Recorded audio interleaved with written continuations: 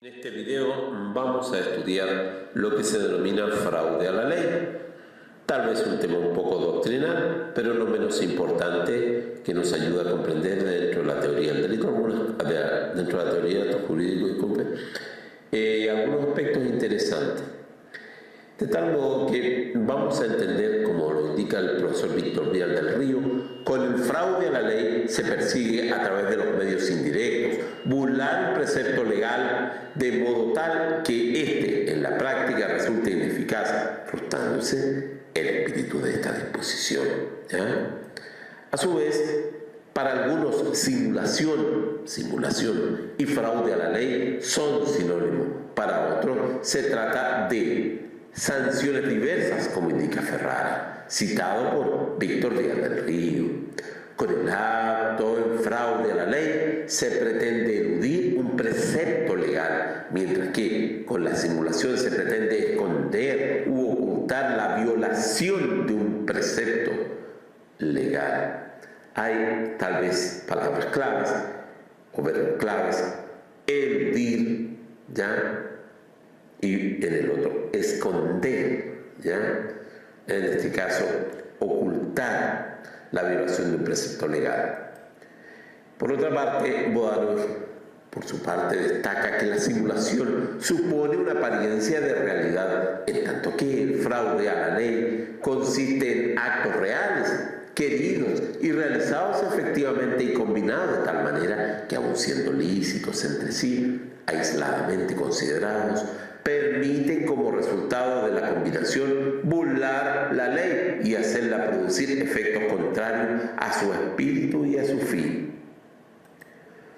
Por otra parte, el mismo Bodanos proporciona un ejemplo de fraude a la ley, señalando que tal ocurriría cuando, para burlar la prohibición de compraventa entre cónyuges contemplada en el artículo 1796, uno de ellos vende un bien a un tercero y este acto seguido se lo vende a otro de los cónyuges. Ambas compraventas han sido válidas, claro está, pero en rigor celebradas para burlar la prohibición legal, y por tal razón son entonces susceptibles de anularse. La Corte Suprema así lo ha entendido por lo demás.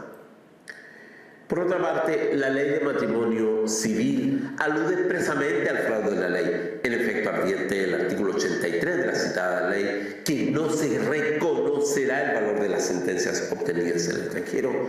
Con fraude a la ley se entenderá que se ha actuado en fraude a la ley cuando el divorcio ha sido decretado bajo una jurisdicción distinta a la chilena, a pesar de que los cónyuges hubieran tenido domicilio en Chile durante cualquiera de los 3 años anteriores a la sentencia que se pretende ejecutar.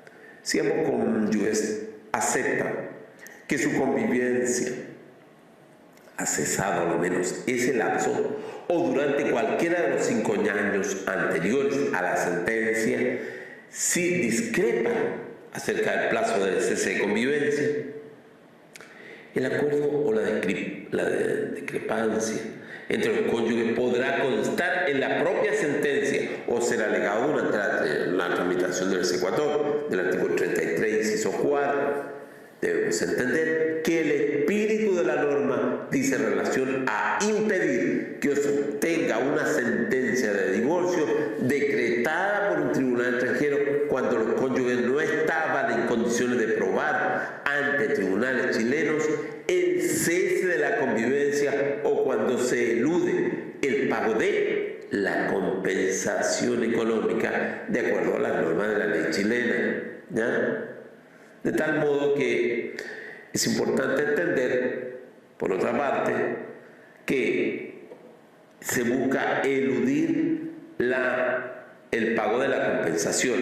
De acuerdo a la discrepancia entre los cónyuges, podrá contar en la propia sentencia o ser alegado durante la tramitación del exequatur. Artículo 83, inciso 4. Pero debemos entender que el espíritu de la norma dice en relación a impedir que se obtenga una sentencia de divorcio decretada por un tribunal extranjero cuando los cónyuges no estaban en condiciones de probar ante los tribunales chilenos el cese de convivencia o cuando se elude el pago de la compensación económica de acuerdo a las normas de la ley chilena, ¿ya?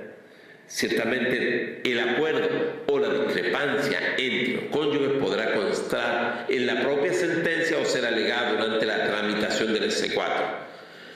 Como decimos, o como acabamos de mencionar, debemos entender que el espíritu de la norma dice relación con impedir que se obtenga una sentencia de divorcio decretada por un tribunal extranjero cuando los cónyuges no estaban en condiciones de probar ante tribunales chilenos el cese de la convivencia o cuando se elude el pago de la compensación económica de acuerdo a las normas chilenas, ¿ya?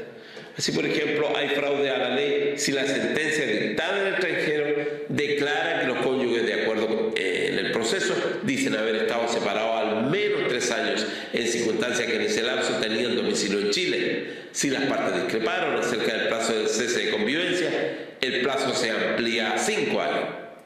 ¿Ya? Boda menciona las siguientes diferencias entre la simulación y el fraude a la ley. Primero, el acto jurídico simulado produce una apariencia de contrato, El acto concluido en fraude a la ley es real y verdadero. El acto simulado, cuando es ilícito, viola directamente la ley. El fraudulento, solo en forma indirecta.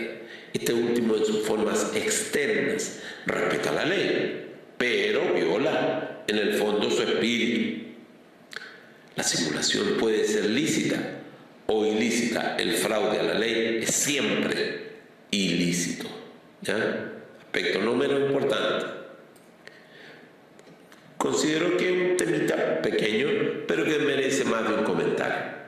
Espero les ayude este mensaje para revisar sus apuntes.